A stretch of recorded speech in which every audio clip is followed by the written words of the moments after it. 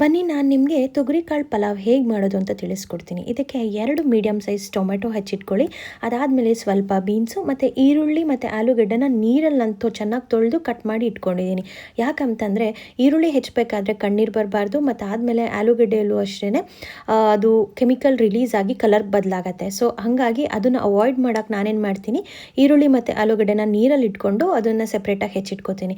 ಅದಾದಮೇಲೆ ಕುಕ್ಕರಿಗೆ ತುಪ್ಪ ಹಾಕಿ ಕಡಲೆ ಬೀಜ, ಸಾಸಿವೆ, ಶುಂಠಿ ಬೆಳ್ಳುಳ್ಳಿ ಪೇಸ್ಟು, ಪಲಾವ್ ಎಲೆ, ಅದಾದಮೇಲೆ ಇದು ಮಸಾಲ ಪುಡಿಗಳು, ನಾನೆಲ್ಲನೂ ಹೋಮ್ ಮೇಡ್ ಮಸಾಲ ಪುಡಿನೇ ಮಾಡಿಟ್ಕೊಂಡಿದ್ದೀನಿ. ಇಲ್ಲಿ ಎಲ್ಲವನ್ನೂ ಹಾಕಿ ಚೆನ್ನಾಗಿ ಮಿಕ್ಸ್ ಮಾಡಿ ಅದಾದಮೇಲೆ ಒಗ್ಗರಣೆಯಲ್ಲಿ ಚೆನ್ನಾಗಿ ಫ್ರೈ ಮಾಡಬೇಕು. ನಾನು ಏನೇನು ಮಸಾಲ ಪುಡಿ ಹಾಕಿದ್ದೀನಿ ಅಂತ ಕಮೆಂಟ್ ಬಾಕ್ಸಲ್ಲಿ ಪಿನ್ ಮಾಡಿರ್ತೀನಿ, ಒಂದ್ಸತಿ ಚೆಕ್ ಮಾಡ್ಕೊಳ್ಳಿ.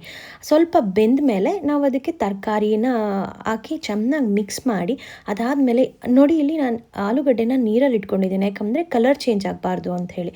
ಸೊ ಆ ಆಲೂಗಡ್ಡೆನ ಹಾಕಿ ಅದಾದಮೇಲೆ ಖಾರದ ಪುಡಿ, ಧನಿಯಾ ಪುಡಿ, ಟೊಮ್ಯಾಟೊ, ಅದಾದಮೇಲೆ ಎಲ್ಲ ಚೆನ್ನಾಗಿ ಫ್ರೈ ಆದಮೇಲೆ ನಾನು ತೊಗರಿ ಕಾಳನ್ನ ಹಾಕ್ಕೊತೀನಿ, ಯಾಕಂದರೆ ಇದು ಹಸಿ ಕಾಳು ಬೇಗ ಬೆಂದ್ಬಿಡತ್ತೆ.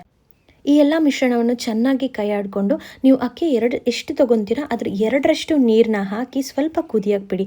ಸ್ವಲ್ಪ ಕುದ್ಮೇಲೆ ನೀವು ಅಕ್ಕಿನ ಚೆನ್ನಾಗಿ ತೊಳೆದು ಬಳಸಿ, ಯಾಕಂದ್ರೆ ನಾನಿಲ್ಲಿ ಕೆಂಪಕ್ಕಿ ಬಳಸ್ತಿದ್ದೀನಿ. ನಮ್ಮ ಮನೇಲಿ ಕೆಂಪಕ್ಕಿ ಅನ್ನ ಮಾಡಿದ್ರೆ ಎಲ್ರಿಗೂ ತುಂಬ ಇಷ್ಟ ಆಗುತ್ತೆ, ಹಾಗಾಗಿ ಕೆಂಪಕ್ಕಿ ಅನ್ನನೇ ನಾನು ಬಳಸೋದು. ಕಸೂರಿ ಮೇಥಿ ಹಾಕಿ 1 ಸ್ಪೂನ್ ತುಪ್ಪ ಹಾಕಿ ಮುಚ್ಚಳ ಮುಚ್ಚಿ 2ರಿಂದ 3 ಕೂಗಿಸ್ತೀನಿ. ಇದಾದಮೇಲೆ ನೀವು ಓಪನ್ ಮಾಡಿ ಇವಾಗ ಕೊತ್ತಂಬರಿ ಸೊಪ್ಪು ಹಾಕಿ ಚೆನ್ನಾಗಿ ಮಿಕ್ಸ್ ಮಾಡಿದ್ರೆ ಒಳ್ಳೆ ಟೇಸ್ಟ್ ಕೊಡುತ್ತೆ.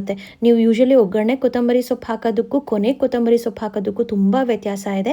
ಒಮ್ಮೆ ಟ್ರೈ ಮಾಡಿ ನೋಡಿ ತೊಗರಿಕಾಳು ಪಲಾವ್.